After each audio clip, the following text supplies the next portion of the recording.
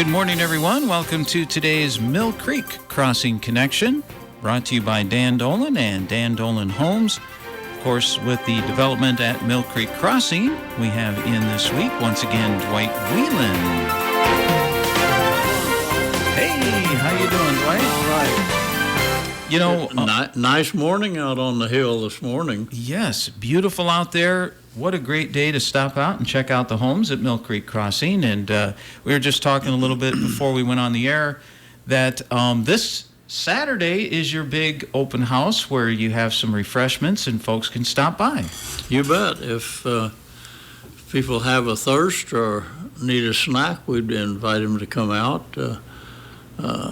Hopefully we have a nice day like this, not too hot. And we'll be open from 11 to 1. And if they haven't seen the new floor plan, I'd invite them to come out and look. Compared to what Dan used to build, of course, there's still a home to grow old in, but the floor plan is designed a little bit different, and it flows real nice for people. For getting out of bed, the bathroom, the closet, and the laundry room are all right together. And that's a great improvement, I think, in the home. You know, when you talk about the new floor plan, and we can get a little more detailed about that in a second, but let's do a quick walk down memory lane. I know when Dan first started building homes out there, it was the villas, which are the connected homes, and then he started doing standalone homes. Does he still do any of the villas or that, or is everything just standalone homes now? He has not built a villa for, I'd say, 2 or 3 years. Okay. It seems like the people like the standalone homes. The yard is smaller, of course, because you're crowding two homes with space between them, so that cuts down on the yard size. But nevertheless, the people that have bought the standalones, several of them are the snowbirds. So, you know, they come here and live in the summertime and then fly off to the south, Arizona and Florida, I think. But no, the standalones are the very same floor plan. You just don't have the connection between the two units, and of course there is some efficiency to the connected units, and I think in heat and air conditioning, things like that. But if people want to stand alone, they cannot believe, or many people cannot believe, that Dan's silent wall between those two units works. And you know, it's been several months or years since I've talked with you, Paul, but I forget the exact dimensions of space between the two units. I believe it was 18 inches of insulation. And I don't care how much noise we make, my neighbor never hears me. And so people, though, decide, well, I don't want to live next door to someone else. Right. The question always arose, well, what happens to the roof? If I have damage, my neighbor doesn't. Well, when that happens, you got to work it out, I guess. It's hard to say. Right. But, you know, people come out and they still, those people that are over 62, the cost of construction has escalated so much in the last year. I always try to mention a reverse mortgage to them. People have many misconceptions. They still don't understand it. Some people think, well, I don't need a check every month. Well, I'm not talking about sending you a check every month. I'm talking about not having a payment every month. So it gives us a chance to discuss that. Some people still do not want to talk too much about it, and that's fine. But we want to make it available if they want to. The reverse mortgage allows a person to move into a house for about 60% down now. Okay. Depending, the older we get, the less they have to pay down. But anyway, We still talk about it, and if a person wants it, we'll introduce him to a man that does the reverse mortgages.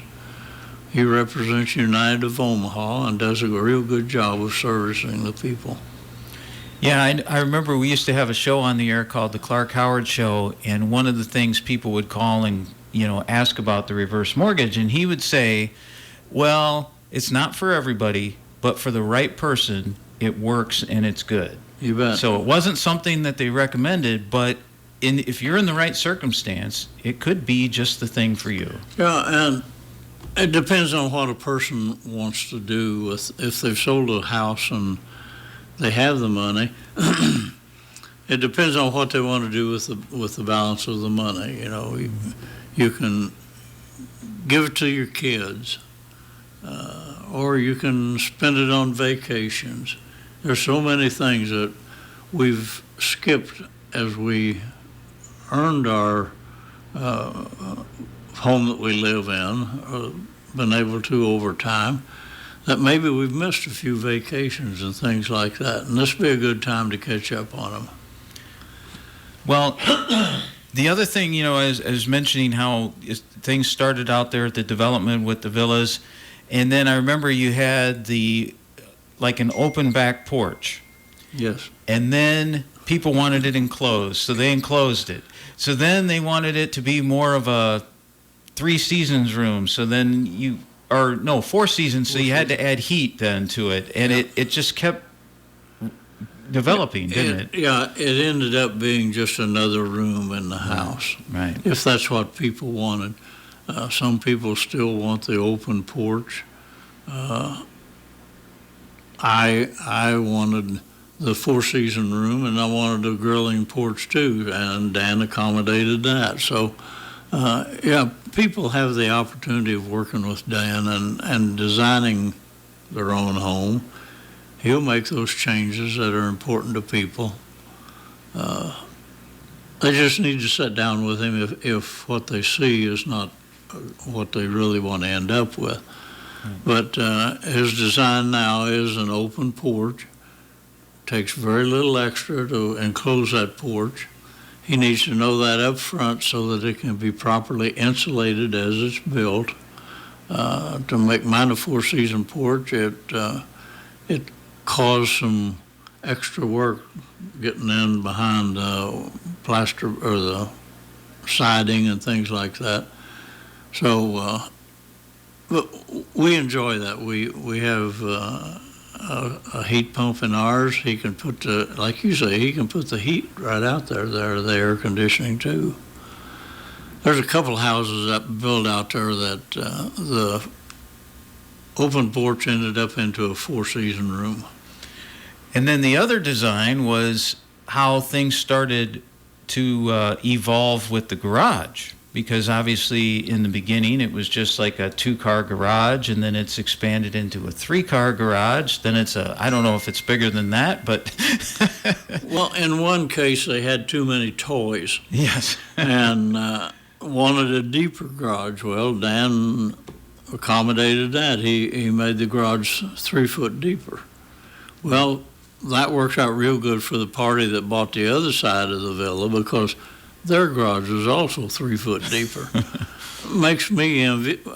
There's so many things that I'm envious of buying back in 2011 when what I see Dan is building today. It just is a great design and added comfort. However, we're very comfortable in the one that we live in, and we'll be there until we no longer need a place to live. But I would like for people just to come out and take a look. There's no hard selling. Mary is a great hostess. She's there Tuesday through Saturday from 11 to 1. Occasionally, I'm up there helping her. This Saturday, Mary has another family gathering that she needs to be to, so I'll kind of be the old Maytag repairman. I'll be lonesome sitting up there, so come on out and look at the house, have a snack and a cup of coffee, and just spend some time looking around at the house. I love the Maytag repairman reference, and to the youngins out there probably don't get that reference, but for years and years, the Maytag repairman was Gordon Jump, who, of course, played Arthur Carlson on WKRP in Cincinnati. Yeah. Anybody who's in radio would know that reference. So. Yeah. But just a quick follow up with how things have designed now. You've talked about how there's a new floor plan that you want to show off, and that you just think is so much better than everything he's done before it. In my home, we have a breakfast bar and a dining room, and then the sitting room. In the new design, there's a great big island, and the dishwasher and sink and a lot of cabinet spaces in that island. You can have bar stools on the back side of it, and that's your dining area. The floor plan is very open, and that's what people are wanting. As we grow older, we don't need walls and doors and things like that to bump into. And this is a very open floor plan. I mentioned the master bedroom. Now this is all in a row. I carry my laundry from the bathroom to the laundry room. I cross the house. Now, the master bedroom, the master bath with a double sink now, where we have a single, a double sink, and then the master closet, and attached to that is the laundry room, and then attached to that is a mud room where you come in out of the garage. There's very few doors that you have to go through. But, by the way, those doors are 36 inches wide. My wife gets through the doors very easily with her walker. And just come out and take a look. You'll like the new design. And again, open house is this Saturday. So you'll have light refreshments, so you can get something to drink and eat. And just, like you said, no high pressure selling. It's just basically people get to look and see for themselves. 11 to 1. 11 to 1, so stop out and check it out. You bet. All right, well, thanks, Dwight, for stopping in on today's Mill Creek Crossing Connection. Again, listen for Mill Creek Crossing each Wednesday morning at this time here on KROS, brought to you by Dan Dolan and Dan Dolan Homes.